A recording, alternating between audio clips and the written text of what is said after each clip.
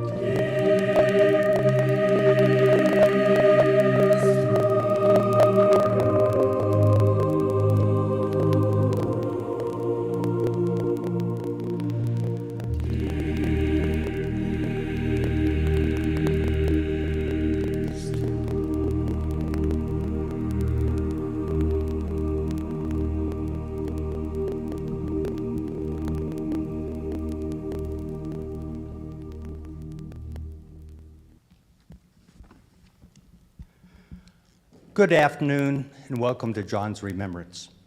My name's Randy Johnson, and John was my closest friend for the past 25 years, and today I'm acting as MC. Barbara and I want to welcome all of you. I know that many family members and friends came from a long distance, and Barbara and I want to thank all of you for being here. There were so many things that all of us did not know about John, and we're all going to appreciate you sharing your memories. After Barbara and I spend a little time remembering John, we'll ask Congressman Kilmer's Director of Outreach to the microphone. After Haley finishes, we very much want to have the audience participate in the remembrances. These remembrances are very important to us. Andrew will be on both sides of the aisle. We'll stand on both sides to provide a microphone to all of you so inclined to share some of your remembrances. We'll start with family first. Let me begin by sharing a few of my memories and thoughts about John. John was a very humble man. I think everyone would agree that knows him. If one looks at the positions he held in the newspaper field, including the AP and New York Times, you could only be impressed. I didn't recognize, after all the years I knew him, those positions that he'd held. He never said a word about that to me. His humbleness and humility were reasons we got along so well. We know he volunteered or contributed to almost everything in Port Angeles and Clallam County. I discovered after his death that he had signed us both up to work on the Dream Playground. The Dream Playground is a special playground for kids put together by volunteers in our community. We also did this several years before, and it was 100-degree heat. I did not miss my work party, even though John was not there. He just believed that we needed to contribute to the community, and I certainly agree with that. I met John when he first came to Port Angeles. Frank Duchesky, editor and publisher of the PD at that time, put together a gathering of local citizens. The three things I remember about John most were, he came from the New York City area. I'd come from New York City about 10 years earlier. He was thinking about buying a home on the ocean, which sounds great, but you're always cold here except for about 2 months of the year because the water's 50 degrees temperature, surprise. And he ultimately decided on a home on a hill with a water view. Makes sense to me. He was a fly fisherman, and this started our adventures for the next 25 years. This is an avocation that we both loved. I'd like to describe a few of these adventures. First fishing adventure with John was to Montana in the spring of the first year in Port Angeles. It was invariably cold, and John, being a workaholic, had difficulty staying awake. Why, you might ask? It's very simple. He was up till 2 a.m. the night before, working the paper. The first day out fishing, we'd see his boat stop for some reason, and what would I see but John sound asleep in the back seat. Now remember, it's 45 degrees, the wind's blowing, and again, he had been up all night, the night before almost, working on the paper. That was John. He was also always willing to help anyone in need. As an example, just last October, I needed help picking apples. It was an absolutely miserable, dreary day. And John was one who was always willing to step up. We picked 25 lugs of apples that day off of many of our trees in the area. And I've got to tell you, when we finished, John was so happy, he had a fantastic smile on his face. And I can imagine because of the day, but he was always willing to help you out on almost anything.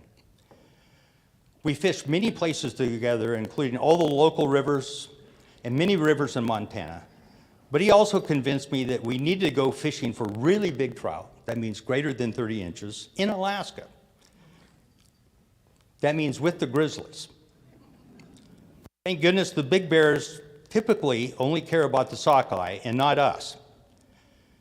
However, these trips were always bear adventures. Just 3 quick examples. Our first trip was to the Katmai National Park. Everyone may know what that is. You see the fish jumping up, the bears grabbing the fish as they go by. Well, we were fishing the stream coming down for that. And we said, oh, we don't need to get too close to the bears. Let's take a cutoff. So the guide led us.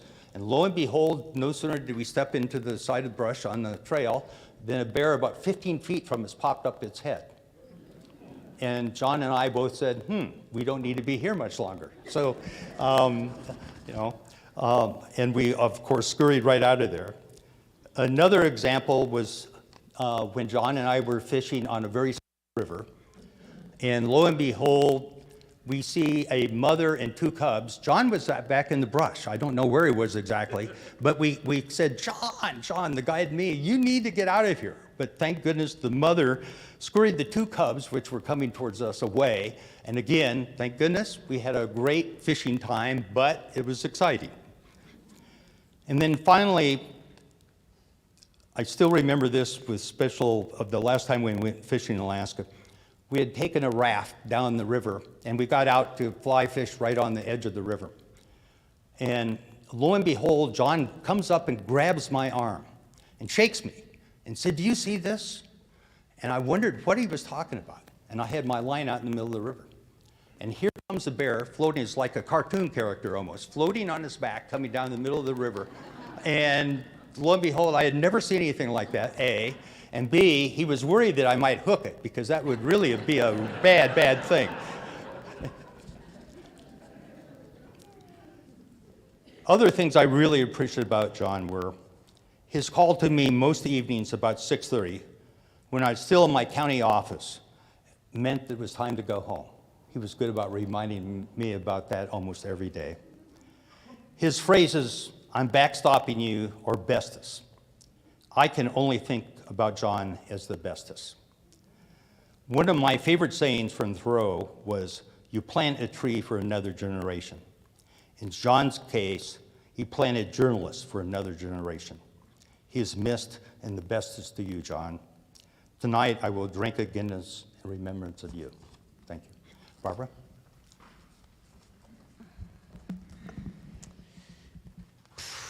Look at you all. Thank you for coming.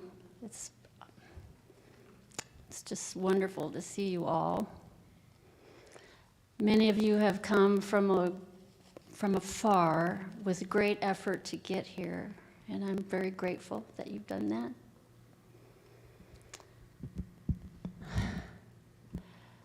I want to thank the PDN, the Peninsula Daily News staff, the current and retired people for making cookies in honor of the Cookie Monster. And I want to thank my sweet family, all my family, and my dear, dear, dear friends, my precious friends who have supported me and walked beside me as I navigate through this tunnel of grief. I couldn't do it without all of you. Thank you. Thank you so much. So a bunch of us, about 3 weeks ago, Cody, my son, and my tribe, we got together and we made prayer bundles, 350 prayer bundles. I've got to get my card out here. And you will all take one when you leave, please, in remembrance of John and this day. So inside the prayer bundles, the fabric is a newspaper print, and inside is a pinch of sage for cleansing and opening, rosemary for remembrance, lavender for serenity and calm, rose petals for love and hope, and a sprig of cedar for protection and peace. So I want to introduce John's family to you. They have all come from a great distance. So, son Andrew from Scottsdale, Arizona. Stand up so people can see you, Andrew. And son Jeffrey from Virginia. And Adeline, the mother of these beautiful children. Thank you for coming. and Brother Doug from Reno, and Brother Bruce from Tulsa. They've all come a long ways. Thank you. So I think the parting gift that John gave us was he cracked open our hearts to that soft, tender place inside of us and to each other. And I think he would love to know that the kindness he showed us all, that we take and share with others in our daily lives for the welfare of all. Thanks.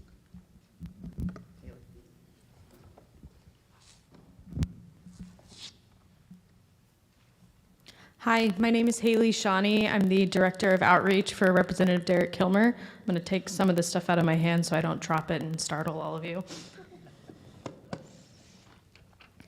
Representative Kilmer couldn't be here today, but he asked me to read the congressional record insert that we had formally entered into congressional record yesterday in honor of today's event. Mr. Speaker, I rise today to honor the life and legacy of Mr. John Brewer. A passionate journalist and dedicated community leader, John passed away in mid-April. I got to know John when I first ran for Congress back in 2012. From the first moments I spent with him, I learned just how deeply he cared about his community and his passion for local journalism. John was the consummate newsman and dedicated his professional career to the field of journalism. His first job was with the weekly Upland News in his hometown of Upland, California in 1965. From there, he went on to work with the Associated Press for 19 years as a reporter, editor, bureau chief, and executive in Seattle, Los Angeles, and New York. As the Seattle bureau chief, he oversaw the coverage of the devastating 1980 eruption of Mount St. Helens. In Los Angeles, he oversaw the coverage of the 1984 Summer Olympics. During his 10 years as president, CEO, and editor-in-chief of the New York Times Syndication Sales Corporation, he enlisted high-profile columnists, including Mikhail Gorbachev, Martha Stewart, and former President Jimmy Carter. After a prolific career around the country, John joined the Peninsula Daily News in 1998, where he championed local journalism until his retirement in 2015. John was heavily involved in his community in the North Olympic Peninsula, supporting over 25 nonprofits and other organizations, including the Port Angeles Downtown Association, Community Multicultural Alliance, and Peninsula Home Fund. He served on several community boards and was a past president of the Allied Daily Newspapers of Washington, a statewide press association. Mr. Speaker, I join our communities of Clallam and Jefferson counties in grieving the loss of a pillar of the community, a passionate and dedicated journalist, compassionate father, brother, husband, and friend. I join John's wife, Barbara, his 2 sons, and the rest of his family in grieving this sudden and tragic loss. And, Mr. Speaker, I stand on the House floor to recognize that journalism, not just at the local level, but across the country, is better because of the dedicated work and passion of Mr. John Brewer. His impact and legacy will be felt in Port Angeles and the broader Washington State community for many years to come. Representative Kilmer also asked to have a flag flown over the U.S. Capitol in honor of John that I'll be giving to Barbara.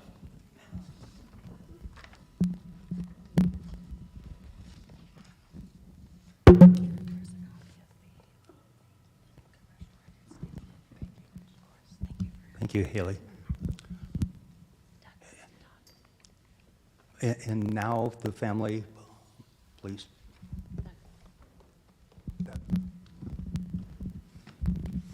Passing of the baton. I'm John's brother, Doug, and myself and my family are all here today. And now all of you are, I consider to be part of our family. I know that John and I have talked much about his time in Port Angeles and what today, your presence here gives some meaning back to us as to what he meant to the community. So I personally want to thank you all for coming today and bringing your energy that you are directing towards us as a direct family. We want to also mirror it back to you for all of our loss. But I just wanted to say a few words about my brother. Simply said, John was a very interesting person to grow up with and pass into our senior years with. In many ways, as we all are, John was the same person in his early years that he was in his later years. John was always curious and intense and hardworking. Randy gave you a couple of instances, and I could give you 100 more of John falling asleep after he worked all night. One of those stories is I can still vividly remember waking up many times in my adjacent bedroom to John typing, yes, on a manual typewriter, at 2 a.m., working on a story for our high school newspaper. I also remember the part of the reason for him getting a job with the Associated Press after college was the award AP gave him for a feature story he wrote while working for our local town daily. He approached few things half-heartedly, and there were many, many examples of this. Sometimes brothers grow further apart as we age. John and I grew closer. Right now, I seem to miss him more with the passage of time. Thank you.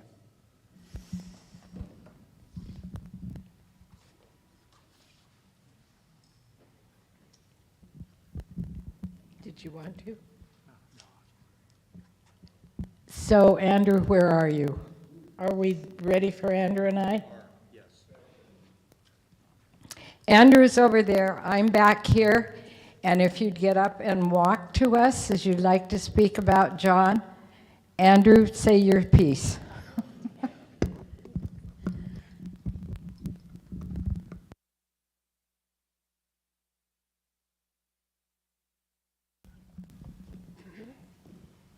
Hi, my name is Carol Williams, and John Brewer hired me for my first job with the Associated Press in Seattle in 1980. He was intrigued by my ambition to become a foreign correspondent in the Soviet Union, which, thanks to his support, I was able to get transferred to the foreign desk in New York after 3 years, and then a year after that, in 1984, just before Mikhail Gorbachev came to power, I was sent to the Soviet Union, and I worked for the Associated Press there for almost 5 years, and then I was transferred to West Germany in 1988, which was just a year before the Berlin Wall fell. I have had the most amazing career, and I have to credit John with starting me out, because if he hadn't hired me when he did, I might never have gotten to do that. After 10 years with the AP, I was hired by the Los Angeles Times and did other stints in what was then Russia and Eastern Europe to cover the anti-communist revolutions, and then, the wars in Afghanistan and Iraq. And I worked for the LA Times for 26 years before retiring at the end of 2015. But I just want to say thank you to John for getting me started.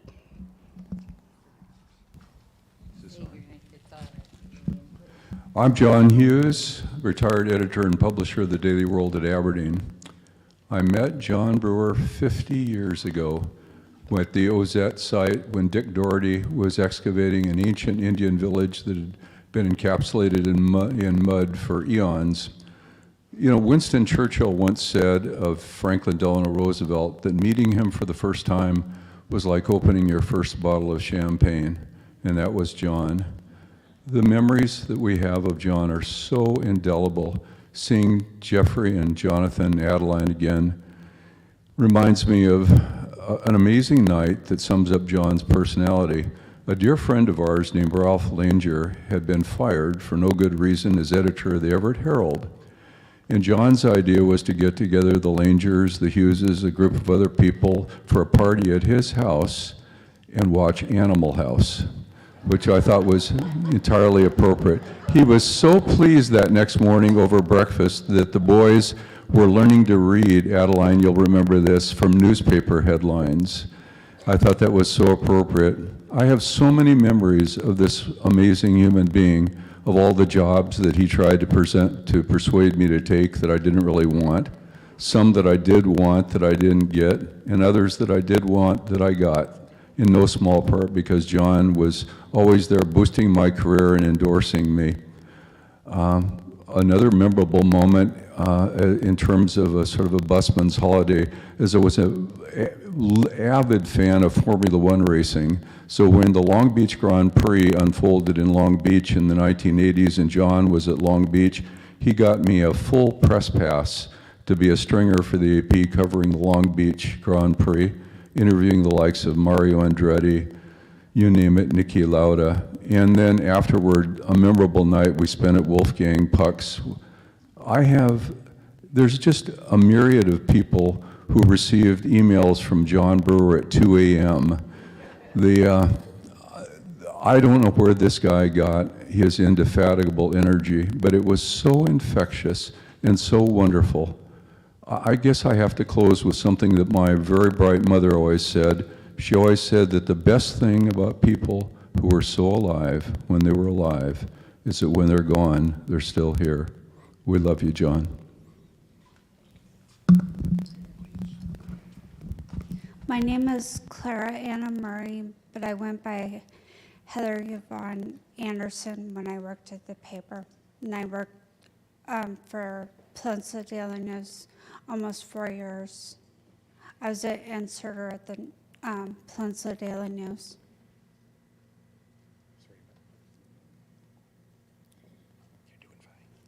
And I worked in the mailroom at the Peninsula Daily News. And John was my boss. Thank you.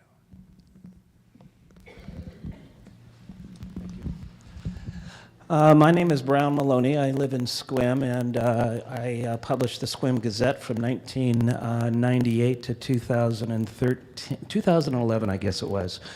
So John, of course, became publisher of the Daily News in 98, 10 years into my tenure. And shortly after he came to the Daily News, we went out to have lunch and connected pretty well. And he and I having lunch from time to time turned out to be a very positive thing. And John, I could tell, was a real newsman. And I know you're going to hear a lot from colleagues, work colleagues. But one thing I appreciated about John is we realized we were competitors, but we weren't. On the news end, if his staff got a scoop over us or we got a scoop from the Daily because we got a little bit of inside information, that was always kind of fun and good fun. It made them a better paper and more on their toes, and it made us more on our toes. But when it came to business, mind you, we always loved getting a new customer. But I never wanted to get it at the expense, if you will, of the Daily News. And I would tell people, that would be down in Sequim, and I would say to you, especially if I was in Sequim, I'd say, if they were a subscriber to the Gazette, I'd ask for your subscriber to the Gazette. And generally speaking, down there, they would say yes, and I'd say, are you a subscriber to the Daily News too? Because if you aren't, you should be.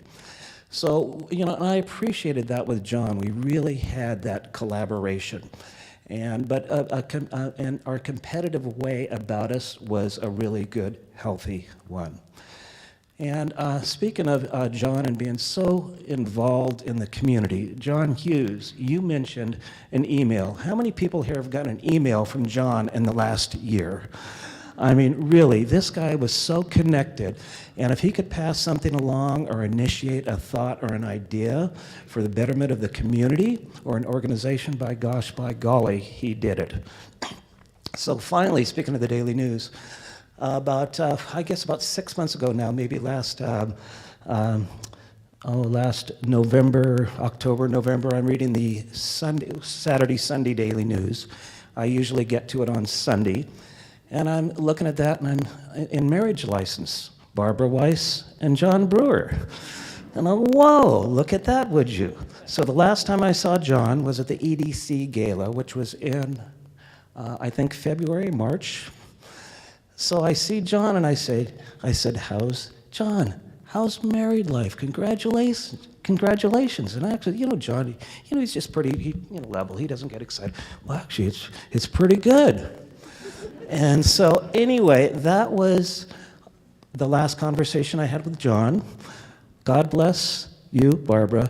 God bless John Brewer.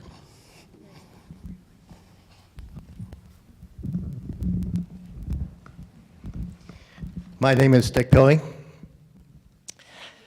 I like John Brewer because in addition to his many other qualities, he printed my letters to the editor, which we jointly referred to as my right-wing rantings. And he often sought me out to privately praise them, and so I thought he was a Republican. Imagine my surprise when I overheard him dishing out praise to another writer who I thought was definitely left-wing. So after some consideration, I concluded that maybe he was some sort of closet Democrat. But after further consideration, I came to the realization of what he was not. He was not necessarily a Republican, although he agreed with a lot of things that Republicans said. He was not necessarily a Democrat, although he placed some values on Democrat ideas. So really, as an editor, he was not conservative or liberal. He was not right-wing or left-wing.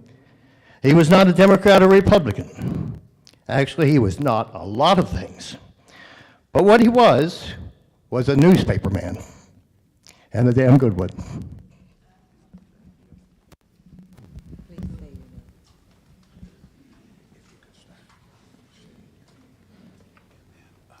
Good afternoon.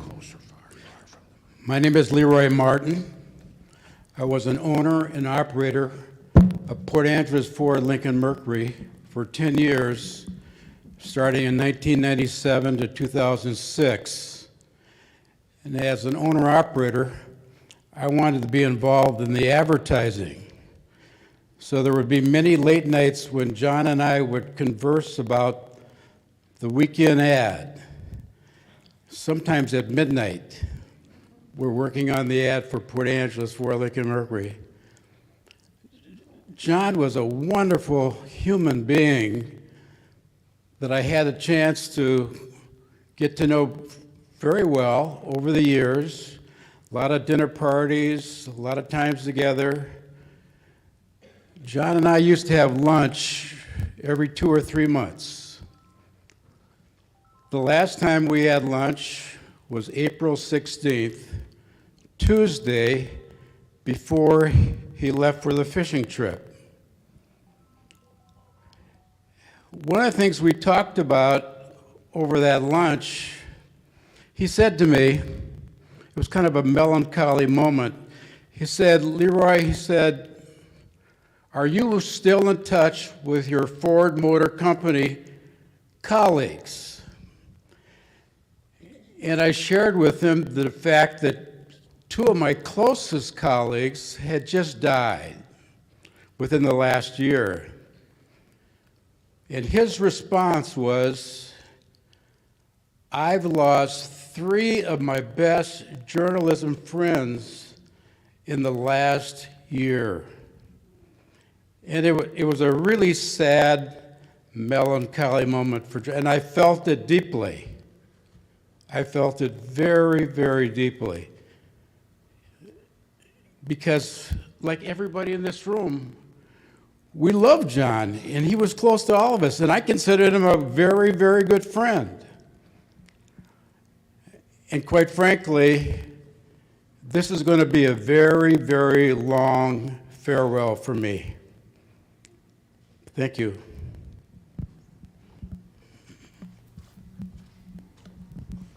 My name is Diane Urbani de la Paz, and John Brewer hired me in January of 2006 to be a reporter at the Peninsula Daily News. And first I want to say that one of the best things that came from knowing John was that he introduced me to Barbara. And I love you, Barbara. And the other thing that I am so grateful for is that John let me cover the stories that I really wanted to cover. And he encouraged me, he affirmed me, and he let me be who I am. So thank you, John.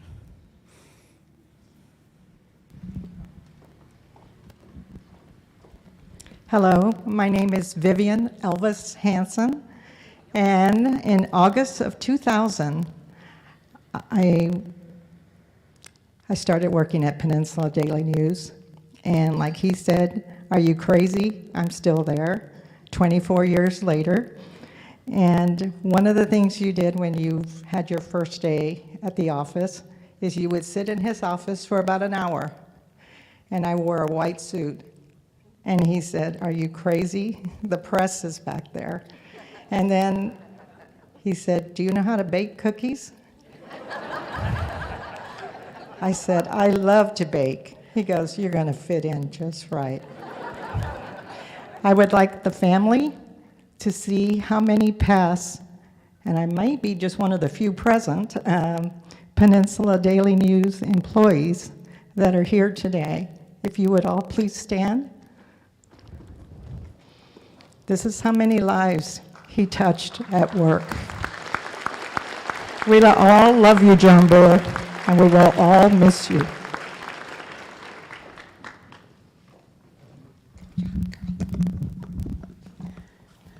Hello, everybody. My name's Karen Hannon, and I currently work in Olympia for the State Arts Commission, but old friends with Barb and John. I live here at the weekend, so this is home. I first met John, I think back in 1998, probably practically as soon as he landed. And the reason was I had founded the Juan de Fuca Festival of the Arts, and the very first sponsor was the Peninsula Daily News. The first festival was 1994, and I had gone to see Frank Duchesky, who was the publisher then. And at one point he said, Karen, he said, I bet you have no money. And I said, yeah, actually, you're right. And he wrote a check for $200 from the paper that was the very first sponsorship. So then fast forward to John arriving, so Frank is now leaving, and here comes a new publisher. So I'm, of course, right there. We're approaching our 5th festival. And John, with his sort of characteristic smile, kind of welcomed me into his office. And I started to make my pitch, and he said, Karen, he said, Frank warned me about you. He said you'd be coming.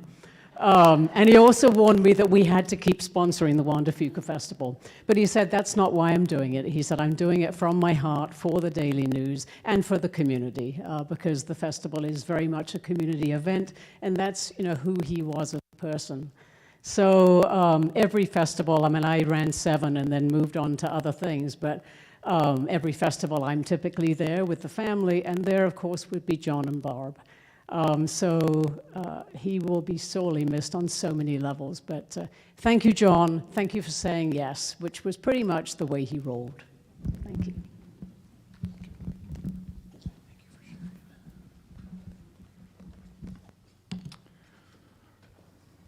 I'm Paul Gottlieb. I was John's first reporter hire in 1998.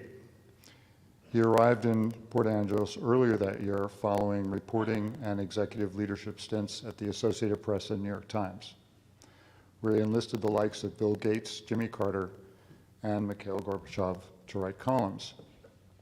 He grew up in Upland, California, where after graduating high school, he became a reporter at the weekly Upland News. So he was keen to the sensitivities of reporting in a small town. Within days of taking the helm at the Peninsula Daily News, a story broke involving the death of a child and a prominent family. John was urged to take it easy on the story. He would not. Protesters upset over the coverage raised a ruckus on the sidewalk outside the PDN building. Typical of John, he bought them coffee. That was John. Following his retirement in 2015, his journalistic spirit lived on in Facebook. His hundreds of Facebook friends and the many Facebook community groups he belonged to received regular news stories from area media outlets. It wasn't unusual to get the same story more than a few times in your own feed. But in true journalistic fashion, you never learned anything personal from John's posts. Rather, John shared information he believed his extended family needed to know.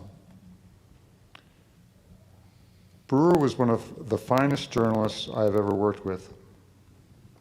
Along with his unsurpassed interviewing skills, his breezy, uncluttered writing style drew you into a story. In retirement, what remained, and what he gave full vent to, were the personal, engaging qualities that made him so good at obtaining information from sources. John was a great listener. When he asked how and why about something, he meant it. John did have his shortcomings. He drove himself and others hard. Still, to me, he was a mentor, though only 5 years older. And he was a friend, someone whose generosity and empathy made him a great reporter and a person, and someone to emulate. A close friend of mine, who John also knew, someone going through serious medical challenges right now, recalled that John would call her now and then and ask his signature, "How you doing, kiddo?" For John, it wasn't a perfunctory question. What struck her, she recalled recently, was that he really wanted to know what she had to say. Another example of John's goodness. He had intermittent contact with PDN reporter Mark Morey after Mark moved to Yakima in the early 2000s. When Mark developed rectal cancer in 2021 and moved back to Port Angeles, John visited him in the hospital. After Mark died last January, John helped lead efforts to create a Peninsula College scholarship in his honor. After I was diagnosed with gastroesophageal junction cancer in 2019, I'm cancer-free, thank goodness. John drove me at least a dozen times to Seattle for chemotherapy and surgical procedures, insisting on paying for ferry fare, gas, meals, snacks, everything. Even the most well-known of public figures gravitated toward John Brewer. In 2006, John and Barbara joined newspaper publishers at a conference in Moscow. Vladimir Putin spoke at the opening ceremony. Times sure have changed. Later, while attending a luncheon for participants, someone from across the table shouted a greeting. "Hey, John, how are you?" Addressing Brewer like an old friend was Mikhail Gorbachev. The world was John's big round table, and that way he embraced us all. I'll miss him, and I'm thankful for the blessing of his memory.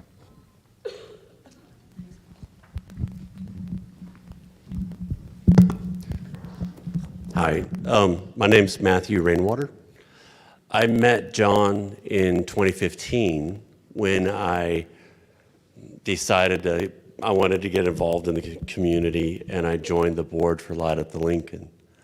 And John was also on the board. It's funny, we were both nominated to be president of that board, and John told me later that he voted for me, so. But I don't know how it started, but at some point, he started calling me Brother Matthew. And I, in turn, started calling him Friar John. Well, John, my wife, my current wife, my wife is on the board. That sounds bad, current wife. But she was on the board as well. So me, John, and her, we all got to know each other. And then my wife became, well, after my girlfriend, she became my fiance. And I don't know how many people know this, but it was during COVID, so it was a small thing, a small event. But we got John to do our wedding. He officiated it. So he went online, he got ordained, okay? And he literally became Friar John. So, and then throughout everything, John was just such an amazing supporter of everything that you know, I was trying to do. And he was just an amazing friend. So I'll forever miss him. Oh.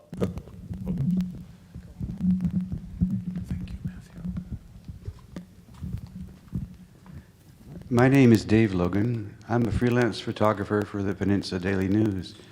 And all the many years I was there, John was there too. He was very, very positive in everything I did. But I come here this afternoon to tell about a mannerism he had. Many, many times when I spoke with him, he would reach out and put his hand on my shoulder when we talked. Anybody else have that experience with him? It was a very touching, very personal way to speak with him. And only one other person's ever done that for me. That was my father. To him, he was a father to me, even though I was a few years older. John, rest in peace.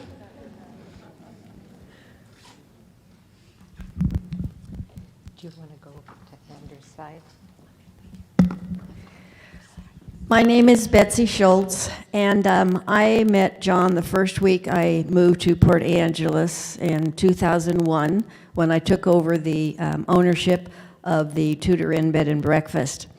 I did not know anyone in this community, and I figured I probably needed to move quickly to be recognized, and the best place to do that was to go to the newspaper and talk with somebody there that I was going to need some coverage, that I was the new owner, and and I'm not a cookie baker, but I did at that time, I baked little tiny nut breads, and I went to business after business after business and introduced myself and told them where I was from, and they all said, oh, don't talk about California, just say you've come here.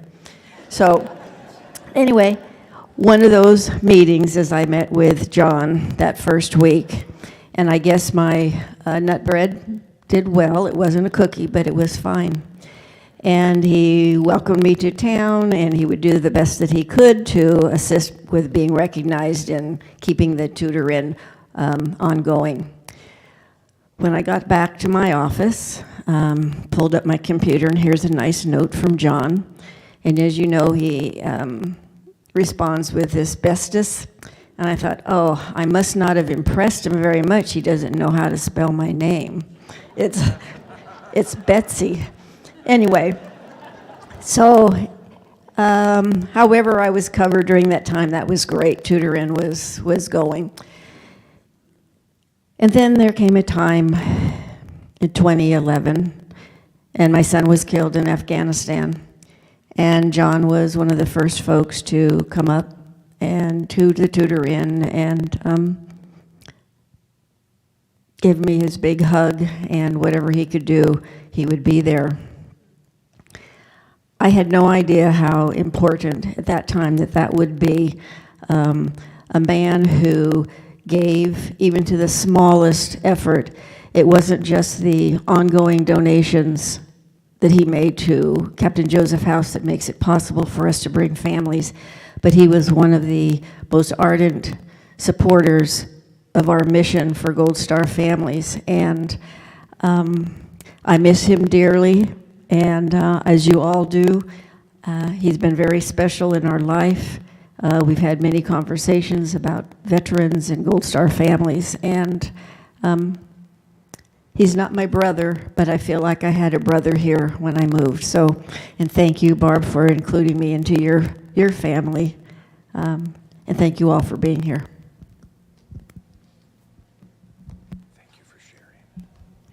Okay, it's on, and say your name. My name is Lyle Price. I'm sad to be here. John would never forgive me if I wasn't.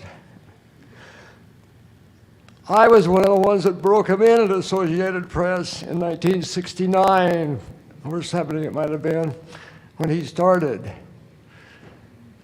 Man, did he ever move fast. Within 10 years, he was the bureau chief of something that he'd been a rookie at 10 years before. I did what I could to help him, and he's thanked me ever since, believe me. But he was really good, really sharp. And when I wrote down some of the things that I credit to him and think of him as, but there's one story I heard about him that's a legend. And it's been repeated in a publication that goes out to old-time AP people like me. And I was there during all the years he was there and beyond. But I'm told by one of his former employees that one day John went down to the front of the building, out on the sidewalk, where the, the hot dog man was. The hot dog man had a vendor for hot dogs and other goodies. We'd see him all the time. Well, John took the hot dog man, took his vendor, put him in the elevator, came up to the second floor of the AP building across the street from the Herald-Examiner in Los Angeles and treated everybody to lunch. That's the kind of a guy that John was. He'd do things that would just astonish you and was just as dedicated. I got a few things written down here. Dedicated, able, fair-minded, generous, helpful, quick-thinking, thorough, thoughtful, friendly, idealistic, and a good friend. Like I say, I don't think that I can do him justice today, but he'd never forgive me if I didn't try. And we're all better off from knowing him, let me tell you. Thank you so much. Well put. My name is Mac McDonald. I met John when I first came here to Port Angeles 6 years ago to play Santa Claus. And then at that moment, I felt included in the community by John. This gentleman made me feel so fine about being here that I moved here from Seattle. He said, "You won't find Seattle freeze here. People here care about each other. They really care about it. And I want you, Mac, to be involved in the community and volunteer as well." The two words that I would say he really exemplified, and that is, he gave you dignity and he gave you a sense of inclusion.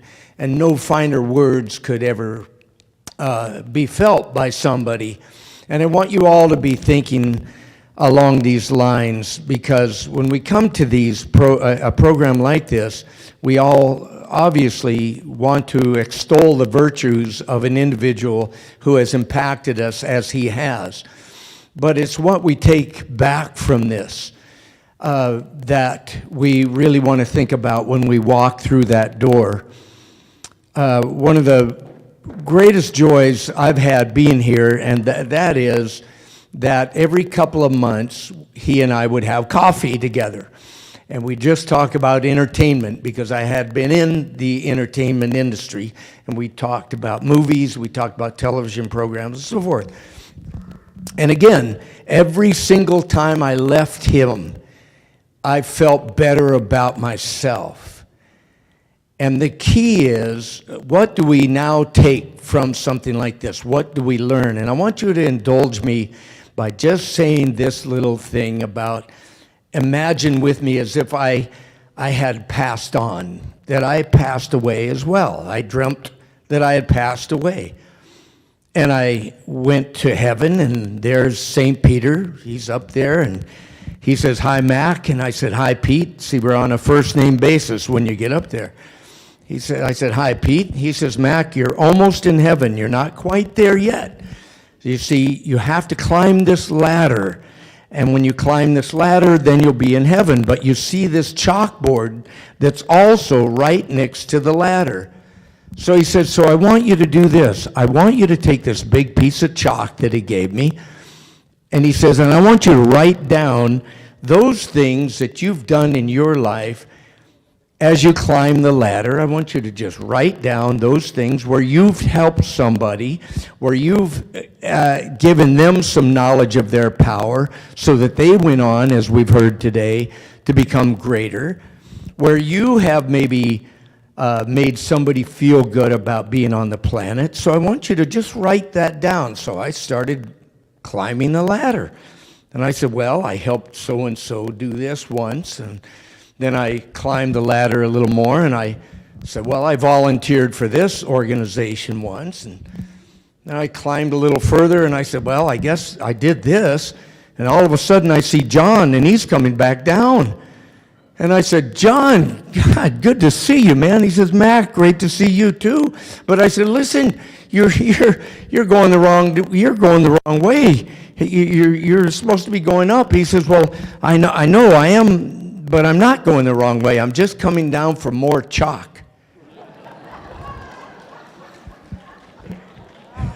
So the key to this, where we are just talking about him, what do we take from that? How committed are we to coming down for more chalk? How much are we doing exactly what he did, and that these speakers have been telling you that he is, as a great listener, as a great guy, as a great provider, a great person, how much are we too emulating him? And that's what we take with us. So John, I promise you, we commit, I commit, and we all commit, we will come down like you did for more chalk. Thank you. Andrew, I'm here. It's on. It's on. Hi, I'm Bill Lindstrom, and I have known John since the early 70s, or late 70s, excuse me, when I was sports editor at Olympia. And I've just retired after 55 years in this business. I'm very fortunate to have two men in my life, both named John, and they're both here today. John Hughes, you heard from previously. I was 21 years city editor at the Daily World in Aberdeen. And John Brewer, of course, is here in spirit and in every one of our hearts today. And I'm much the better man today because of John Brewer and John Hughes. And I'm very, very grateful for that. I met John first when he was the district superintendent or president, or I forget what the title was, but at the Associated Press in Seattle in the late 70s. I was there at a Society of Professional Journalists award presentation. And I know he came up and was talking with everybody there, but it's more, I knew then that he was a very fine newsman, and I was very fortunate while sports editor at Olympia to talk with him quite a bit. Not so much about sports, but we had many questions for the Associated Press, and he was always the guy who answered the phone. So I learned to know a lot about John. And then I learned that he grew up in Southern California, as did I. And I worked at the, what was the Santa Ana Register, is now the Orange County Register. And he was at the Upland, I lost it. He was at the Upland paper anyway, which was very, very close to me. And then I met John again in 1999 after spending a few years 21 years at the Aberdeen Daily World. And then I met him and asked him if he had a job that I might be able to, that he might be able to hire me for. I had previously,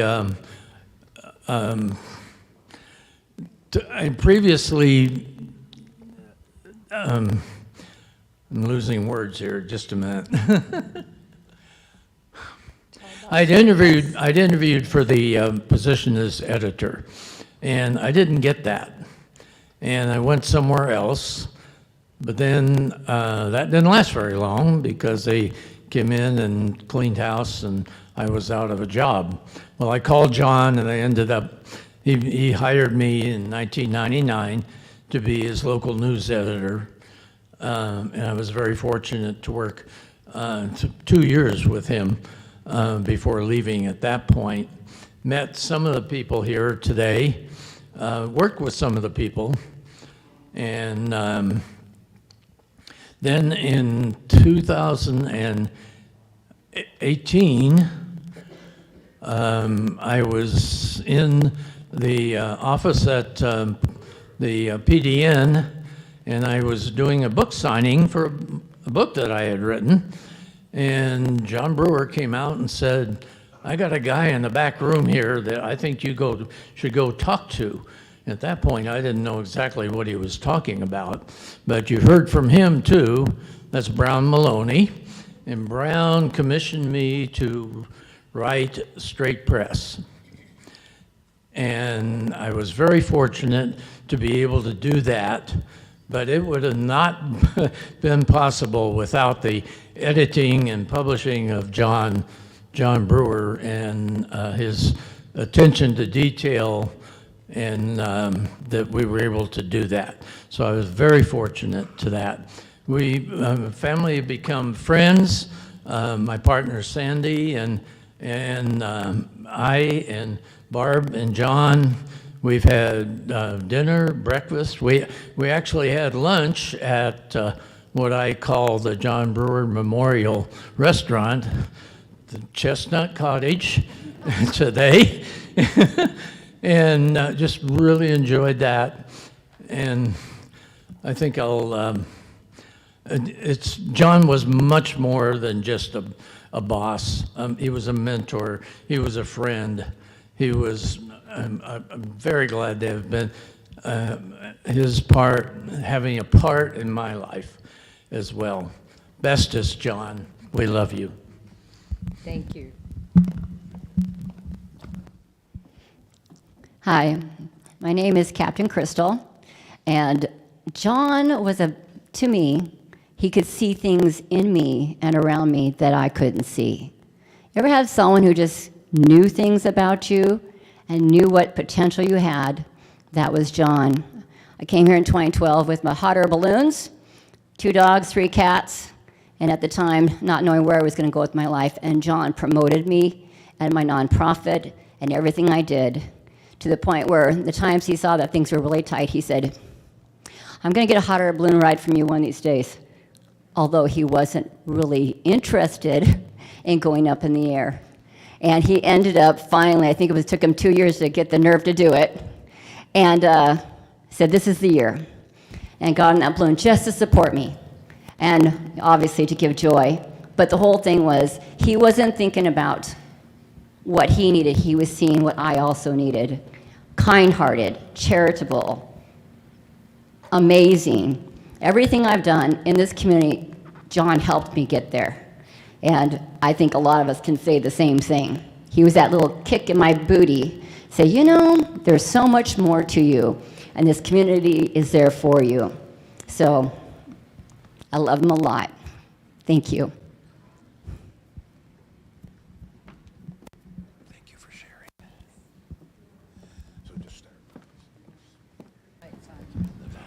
Hello, I'm here to read a short excerpt from a wonderful memorial that Robbie Mantooth has written. She's the journalism emeritus professor at Peninsula College, and she wrote this for herself and her relationship with John, as well as with Dr. Mantooth.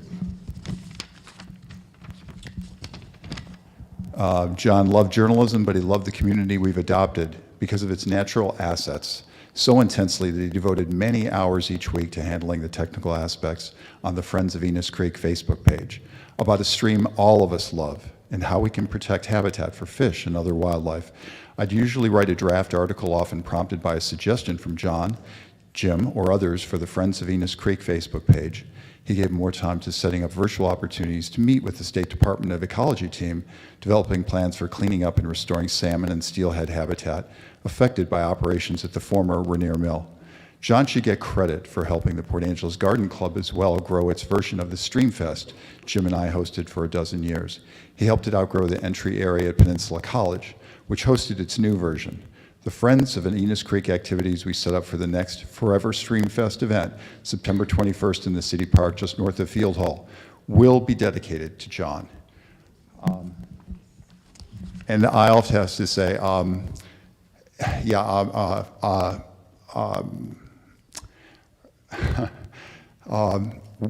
we came here, Cheryl Bauman, my wife, and have had some amazing experiences because of the people at the Peninsula Daily News and the people in this community. And John was a big part of that. Frank Duchesky and all the people that we worked with were fantastic. And John was such an advocate that he really encouraged me to bring students down to the Peninsula Daily News to have a regular tour.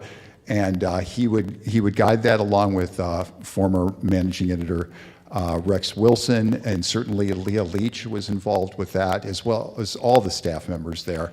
Everyone from, you can run through a list, and several of the people are here as well who are going to speak. And I just want to say that his journalism advocacy was just so significant and so helpful to so many students. And that can't be, as someone said, he straddled almost 2 centuries in the sense of the late 1900s and the early aughts, and he'll be missed in so many respects.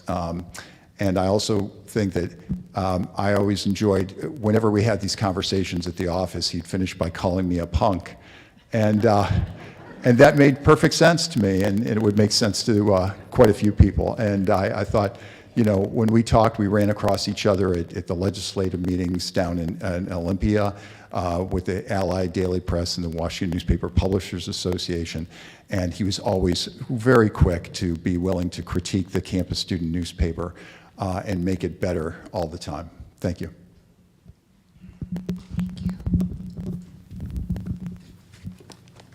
Hello, my name is Matt Schubert, and I was an outdoors columnist and sports reporter at the Daily News. Was my first job out of college. John hired me in 2005, and I had a lot to learn. And John was more than willing to teach me. I've heard a lot of nicknames bandied about here. He called me Punko. He called me Ace. He gave some of the most awkward shoulder rubs I think I've ever received in my entire life. And you could tell from the power behind the shoulder rub if you had messed up or not. And I messed up a few times, many times. And he guided me through all that stuff. When I first started there, I knew nothing about fishing, hunting, any of that stuff. I was the outdoors columnist, Peninsula Daily News, knew none of this stuff. He would read my column with me. I would sit behind him over his shoulder, and we'd go line by line through every column for the first year I was there to make sure I didn't screw up, and thank God we did, because I did often. And I was... there were so many things that I had learned from him, the way to structure a story, how to write, how to communicate information, where information should be, how to capture a reader's attention, and so much of that I learned from him. And it was a great experience. So many times I tried to get stuff. I must have done some of the dumbest journalism in the history of the Peninsula Daily News. We had a mushroom contest. He let me do a mushroom contest where we would have the largest mushroom, the mushroom, once there was mushroom that most looked like me. He would let me do that. He let me take chances, let me learn, let me learn what it is that worked. And I'm so grateful that he was the person that I began my career with. There's been so many people that have also said that he was a father figure to them, and that was certainly the case with me. And so happy to have known him. Andrew, I'm over here. Andrew? He can't hear. Andrew? I'm over here. Thank you. My name is John Merton Mars. I spent 5 weeks working at the Daily News in 2 different summers. I'm going to tell you a little bit of a story about that, to tell you something about John as a businessman. He hired somebody who had worked as a city editor and a managing editor and a sports editor for 15 years at other daily newspapers, including the editor-in-chief, and somebody who had a doctorate in mass communications history. And he hired me that summer to work as a summer replacement for Bill Lindstrom. And we wound up having quite a summer. We won a Bluffin Award. And that was over the bittersweet news coverage for Wally Davis, who was shot and killed as a deputy sheriff while serving a warrant and paperwork. So we had quite a difficult job to overcome that summer. The next summer I returned to work for 2 or 3 weeks, and once again John hired me, and this time he did not give me a raise. My pay was $12 an hour. John knew his business. He knew what he was doing. And we were friends for a long time after that, and I've always enjoyed his company. Thank you. This is Carol Williams again, a former Seattle AP employee of John's. I just had to add something about the shoulder rubs. He never did this with the women in the bureau. I don't know if that was early sensitivity to, hands off. But Lee Siegel, one of my colleagues in the early 80s, named this gesture the claws of death, because when he came up behind you and grabbed, that meant you'd done something wrong.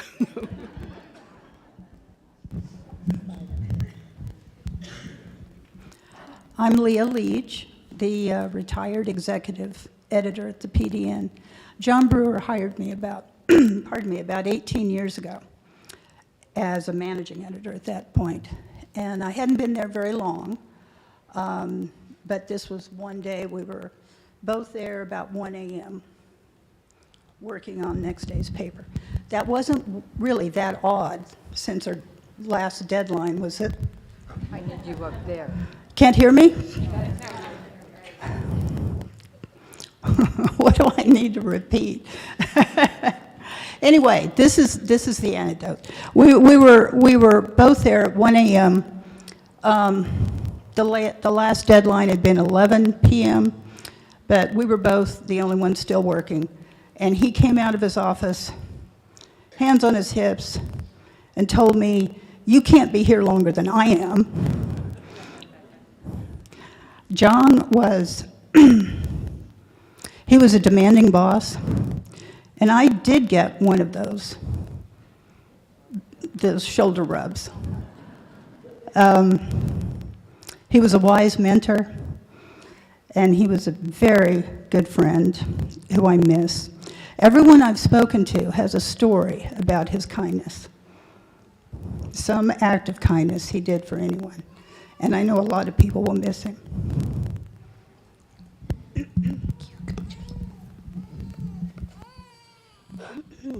My name is Melissa Eiley.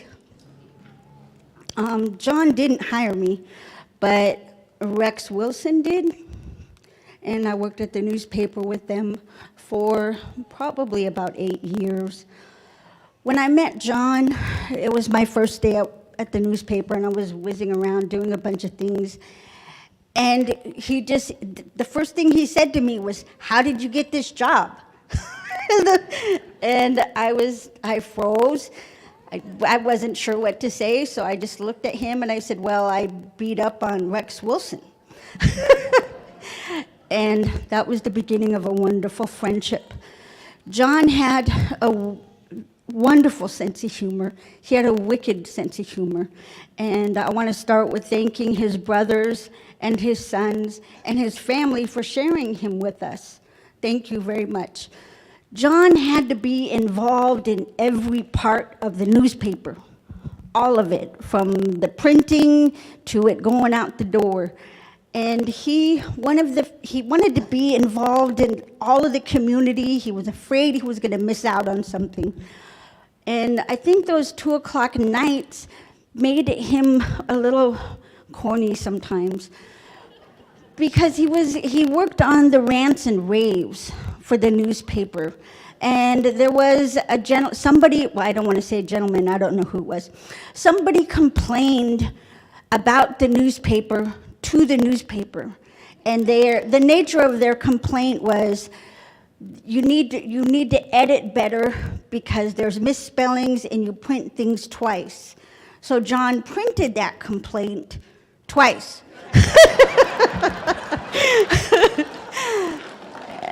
And I noticed it, and I knew it was him.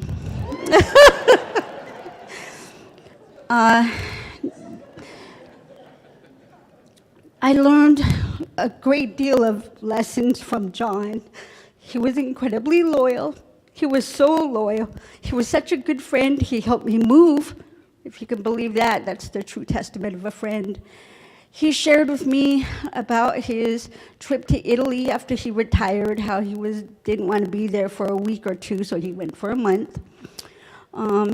He shared with me about Barbara and her knitting group, the Knitwits. And he said he thought that there was more wine drinking than knitting. John guarded his family because he loved them so much. And as a person in news and a person who writes, we know the value of telling stories and putting things down and writing. And if you love something and you want to guard it, like you let out the sweet little things, but there are some things that you didn't talk about. So I knew that he had a great love for his family and his friendships, and I felt very fortunate to know him. When I worked at the newspaper, I ventured into writing about Native American issues, and it was probably the first time in this newspaper, and it was risky for John. And he wanted to do it, he didn't want to do it, but whatever happened, he was going to support me, and he continued to be a loyal friend throughout my life. When I moved back, he helped me move. He volunteered to drive the U-Haul back to the U-Haul place, and I followed him in my truck, and of course he knew the person behind the counter. He refilled it with gas, and he wouldn't take the money that I tried to give him for it. And we had lunch at least once a month, sometimes twice a month. And there were several times where he just grabbed my hands in his, and he said, tell me more about this, or tell me more about that. And he kept the story on me as his friend. He wanted to understand, and he said that all of the time, I want to understand. And I learned a lot of valuable lessons about communicating from him through that. And I learned the value of loyalty, like he was loyal. In our newsroom, I thought of us as misfits, and John was a collector of misfits. We were misfits, but we all fit together. And he was so loyal. He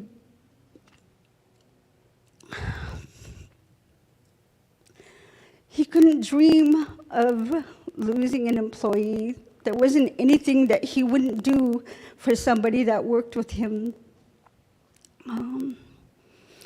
He loved to laugh. And like somebody said, there isn't anywhere that he wouldn't go or anything that he wouldn't do for you. I'm going to miss him.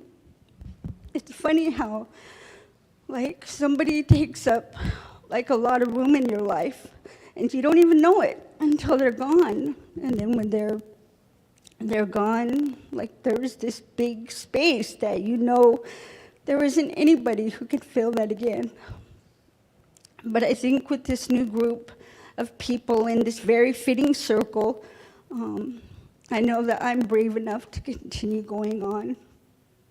John was a good guy, and I'm going to miss him a lot.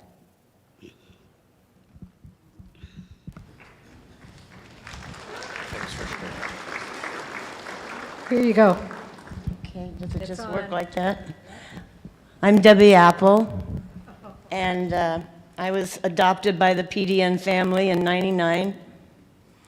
I had worked there a couple of weeks, and this man came into where I was working, and he started asking me questions, you know, what was my name, what was I doing, and I, a blabbermouth, so I'm just going on and on and on, and then I stopped and I said, so what's your name? What do you do here?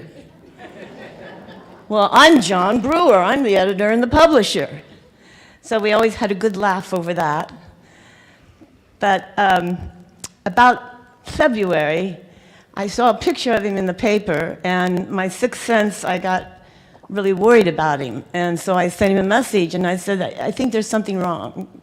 He said, no, Barb and I are doing great. We just went on vacation. We're going to do this. We're going to do that. I said, okay, I just wanted to check in with you. And then when I heard what happened, I was devastated. And my heart broke in two. But a few weeks ago, he came to me, and he was in a distance, and there were so many people around, and I couldn't get to him, and I wanted to talk to him and see him, and I couldn't get to him. And then finally, he turned his head, and our eyes locked, and he said, of course, hey, kiddo. And then he was gone. And I know now that he's always with me, and it gives me so much pleasure, and I was so privileged to get to know him, and I love him.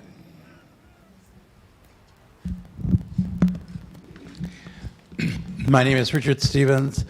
I was an ad rep with the Peninsula Daily News for 6 years, and I can just echo what everybody else has said about what an amazing man, what an amazing father figure he was.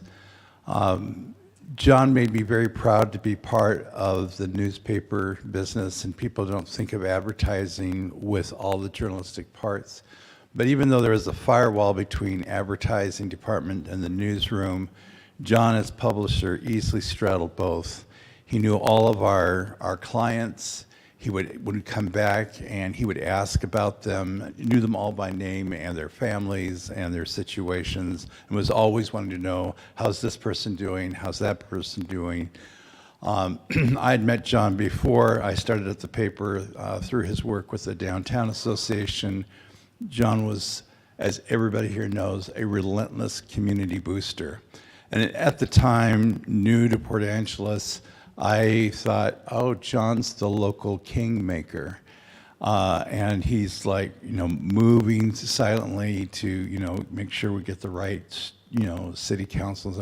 And I realized later that, in fact, it wasn't that John wanted the power as a kingmaker, but that he was such an incredible advocate for this community, and journalism was part of that. He was a man, as everybody knows, of remarkable courage. Sam's got one of my favorite stories of John during the big dig and the crisis that came up through the bridge project, and the way that John stood for journalistic integrity. And wouldn't back down when people were complaining and threatening to cancel subscriptions. I won't go into what John said, but it was very, very John, and I love him for that. But again, the great community that he gave to, and even in hard times, when Ann was dying, and he still was pushing out the paper and still working hard and still checking in with everybody around. How are you doing? It's like, no, John, how are you doing? And just all the grace of character that he would demonstrate. I just wanted to share one more thing, and that is John supported the community in so many different ways, including the arts. He would bring the Army Band in, his long advocacy and support for Juan de Fuca Festival of the Arts. He lived just around the corner from the Port Angeles Community Playhouse and was a regular and constant attendee.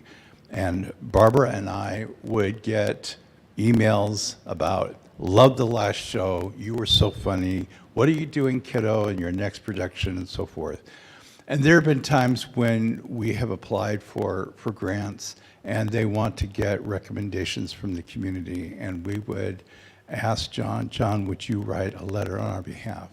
Which he did, and which he wrote in such an incredibly strong and direct and an engaging way, and it really helped us multiple times in grant works. And it's that quiet stuff that most people never know that he did, but it's that beautiful advocacy and love of this community that I will treasure John in my heart always.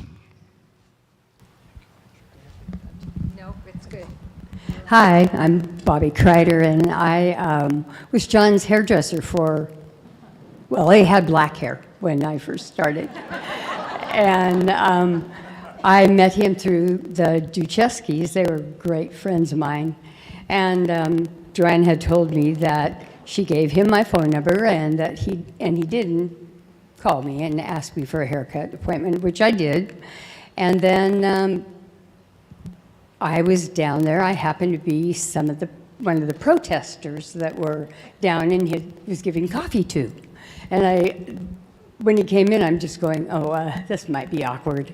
But it wasn't. We didn't even talk about it. But that's when our friendship started. And when you are a hairdresser, I mean, people talk to you about all sorts of things.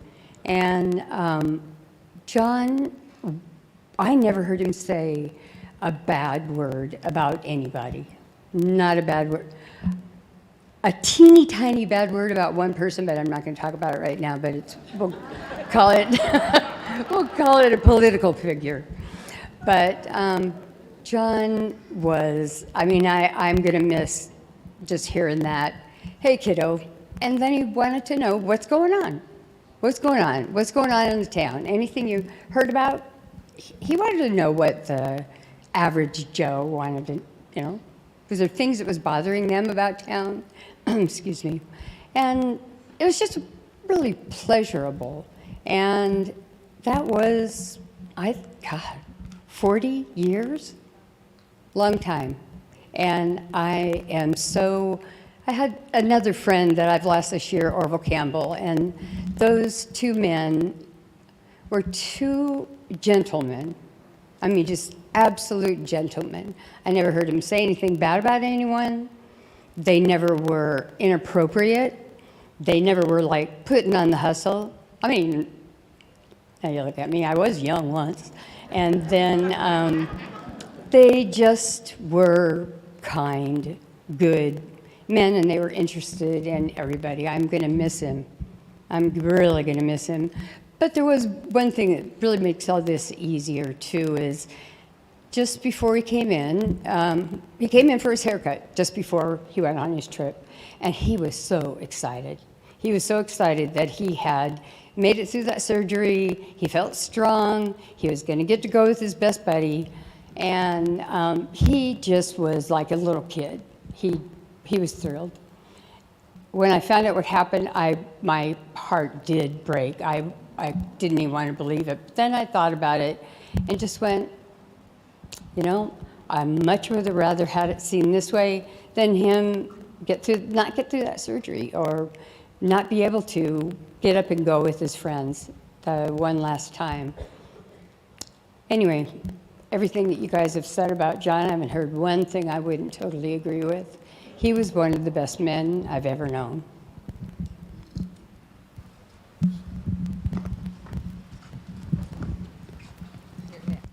I wasn't planning to share, but all the speakers have really inspired me.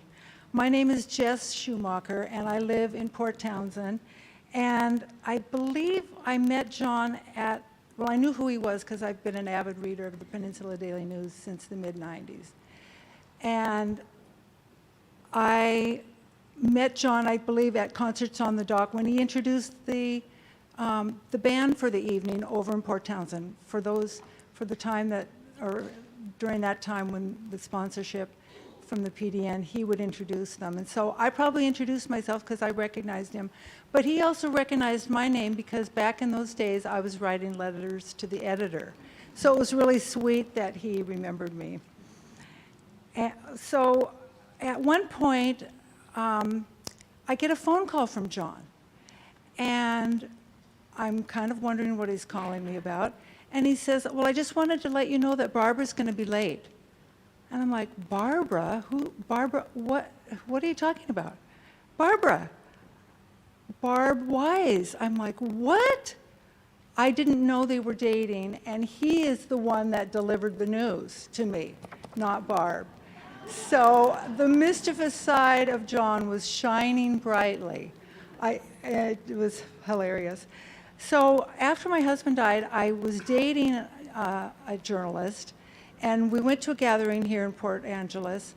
And at one point, John took this fellow aside and had like a serious conversation.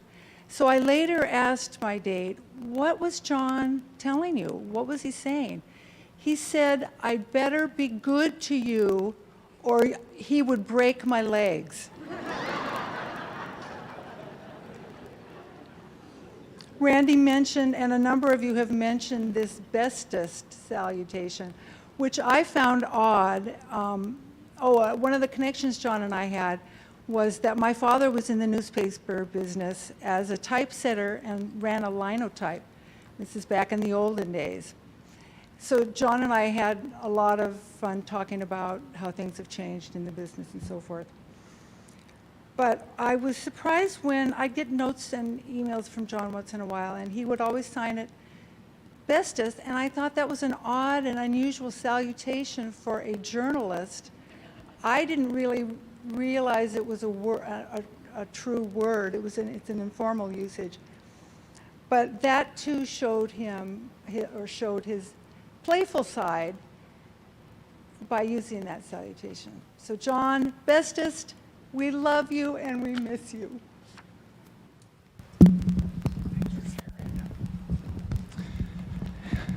Good afternoon. I'll slide up here. My name is Joseph Kaminsky, and this is going to be kind of original because I've only met John once, but there's still a story to tell, I think, with this. Incredible person, and I'm so glad to see so many people here, and it's inspiring to hear the different stories about him. I worked in radio news for various years in Aberdeen at KBKW years ago, and then also at KTMT-FM in Medford, where I had a chance to meet and work with Ann Curry for a while. But I actually learned of John indirectly when I was working at a VA medical center in San Francisco and vice president of the National Council on Geocosmic Research, San Francisco, which is a astrological program nationally and internationally. And there's a person by the name of Michael Luton that was giving presentations, and I got to know Michael, and years later, when it was time for me to retire, I decided to go back to my home state of Washington, which I love up here, and this is such a beautiful area, and I'm right at home. And Michael said, why don't you try to meet, I know a person up there has been in the news editing business, John Brewer. And finally, I decided to get up the nerve and the time to send an email to John. And it was so cool because within a matter of a few days, John invited me out for lunch and invited, his wife Barbara, and we all three had lunch together over at Downbreakers. And it was a wonderful experience, I felt really accommodated and welcomed, new area, and it's just like I meant to be here, you know? And it was really a nice get-together with you and John. I loved it. And since then, I have enjoyed, reading his news information that he puts out on Nextdoor via Facebook. And I mean, it was like he never left the news business. He was there, and something was being published by him almost every day. He was so dedicated, and it was like he never left because his spirit was there in informing people of what's happening. And I'm continually amazed at his interest in community and being involved with and supporting what's happening in this area. It's very active, energetic, and lively. And I just have so much respect for him.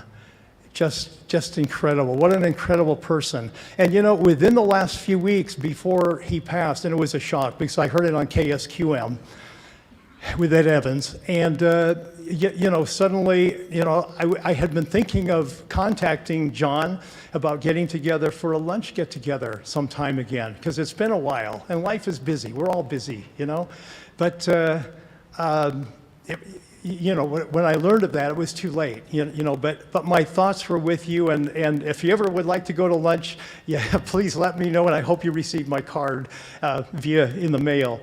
So anyway, I am so thankful that I met him. I was shocked, I'm sorry, but at the same time, I'm uplifted by all the people that recognize the value of what he has given all of us.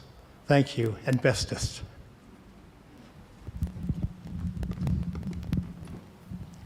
Hello, my name is Joe Murray. I met John when I ran for Charter Review for District 3 in 2020, and he was a big help. I don't know if he was helping me or the community, but when I heard of John's passing, and I came up to one conclusion that I found best expressed by Emerson.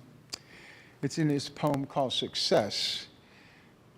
And it says, to know that anyone's life has breathed easier because you have lived, that's success. I think John's done that in spades. Thank you. I'm Mike Miller, past president of the Chamber of Commerce. To the family and to John's brother, who mentioned at the very early part, what does the community mean? I'm sure when the family realized that John was going to move to Port Angeles, go, where is this place? What does it mean? Well, I think today you can sit around here and see all the people that have made a difference in his life. People that have had their lives changed by what John did by coming to Port Angeles.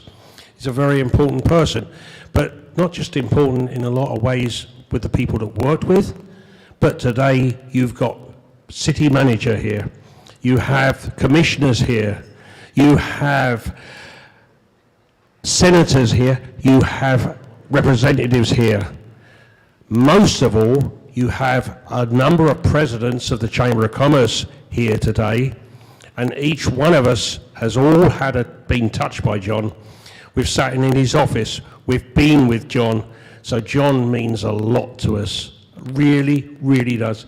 As the community as a whole, I think we've done it. I know John always had this thing about, dang, I'm sitting here far too long, we need to get moving. So we're going to get this going very quickly for the last couple of people, and then I know there's some things waiting over there, all right? But thank you for coming out here to Port Angeles and enjoying that, and hopefully you've got a little bit of what Port Angeles means and what it meant to John and what it meant to the people that have known John. Thank you, Mike. Hey everybody, my name's Gordy Malarkey. It's been awesome to hear so many stories, mainly about the community, and I thought I should balance that out with a fishing story, one of the few reasons that he would leave a place like this. I was asked to join a small fishing group about 6 or 7 years ago. and I was about 10 years younger than most of the folks. So I was the kid. I had not been on a guided fishing trip before. I had fished for a long time and had met Randy playing tennis here, and we found that joined interest, and I was included. It was great. Look forward to it. And one of the first days on this Montana River, the Bitterroot, the way it's set up, you have a rowing professional guide in the middle, and then one rod in front and one rod in the back, and that's your team for the day. And there's usually another boat in your flotilla, and you hopscotch back and forth in front of each other over the day. After about 4 hours of morning fishing, they pull you over and set up table, chairs, have a nice hot lunch, big lunch, lots and lots to eat. And then you get back in the boat and you fish for another 4 hours or so. And do it with all these old dudes, and they're great fishers, and it was a blast to see them. But then I really kind of saw what the trip was about, because one of those first days, my boat partner was John. He was the front rod, which is kind of the top rod, because the guide is facing them. The boat is kind of turned here and there to the prime spot, and I'm in the back taking wildlife photos but then I really see the effects of the day, and because John's up there and he casts and then promptly nods off, and so the guide is doing their job and yells out, "Strike!" And John's head whips up and pulls the rod, and he has a fish on. So he goes from a post-nap drowse to a sharp cry telling him to set the hook to get a fish on. And I realized that becoming an old fisherman was really something to look forward to.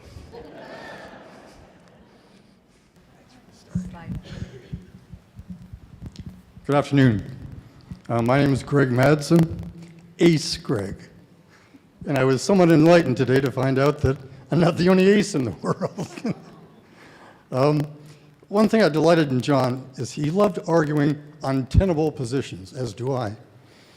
When John had a DNA test done, he discovered that he was Iberian. Lots of Iberian evidence there.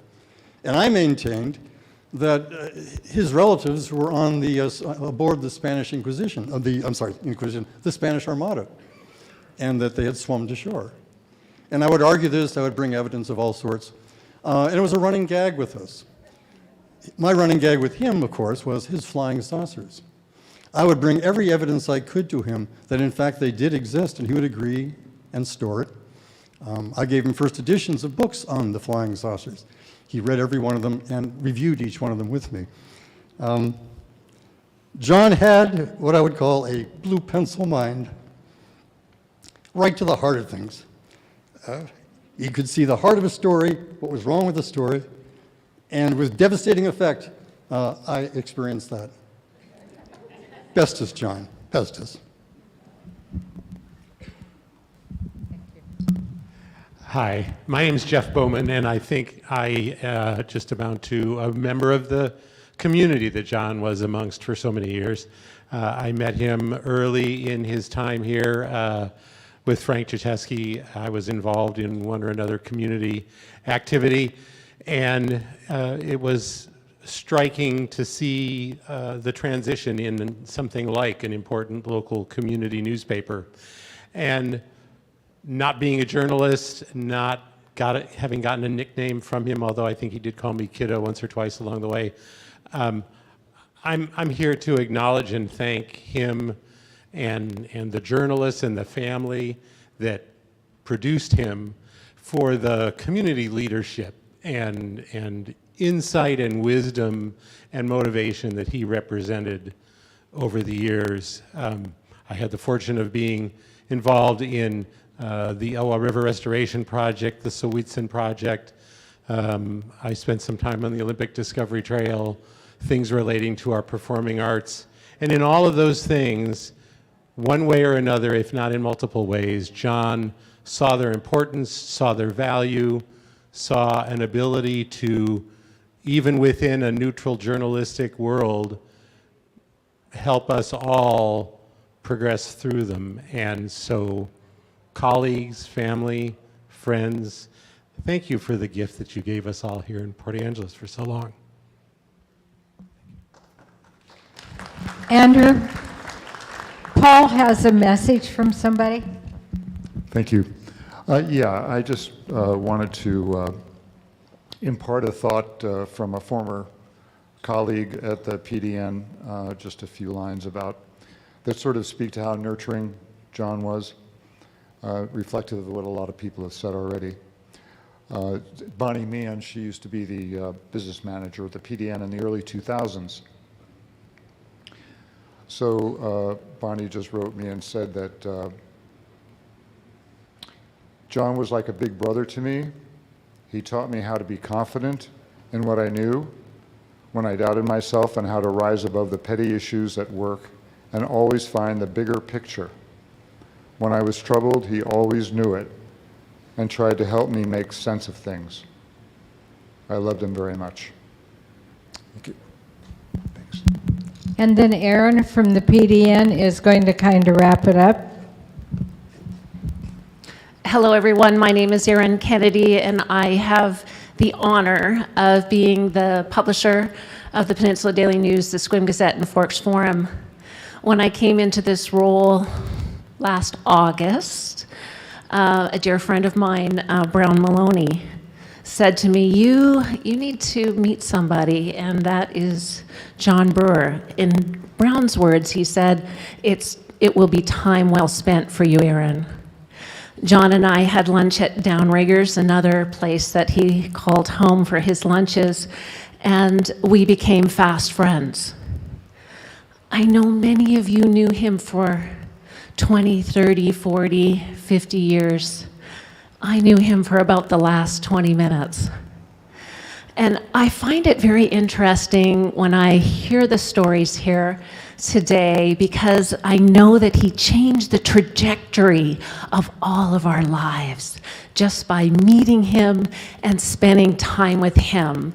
In some cases, it was just a small kindness, a small gentle kindness, but in other cases, it was a ginormous kindness, and he pushed us ahead.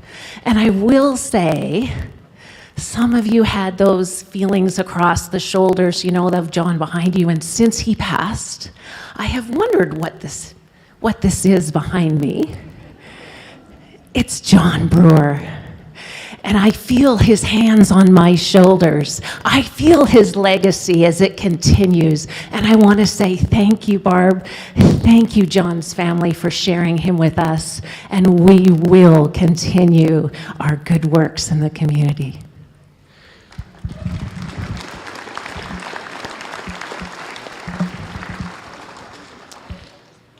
Wow. But I want to balance John out for everybody. Frequently, he forgot to put the toilet seat down. And he rarely turned off a light. Randy, are you going to wrap it up? Thank you. And again, what do I add to that? So thank you all so much for coming here today. Please, there are treats on the way out. And again, I know all of us so much enjoyed all your different stories and your appreciation of John. And we so much appreciate it, all of us, the family and Barbara and me. So thank you very much. Have a very good day, too.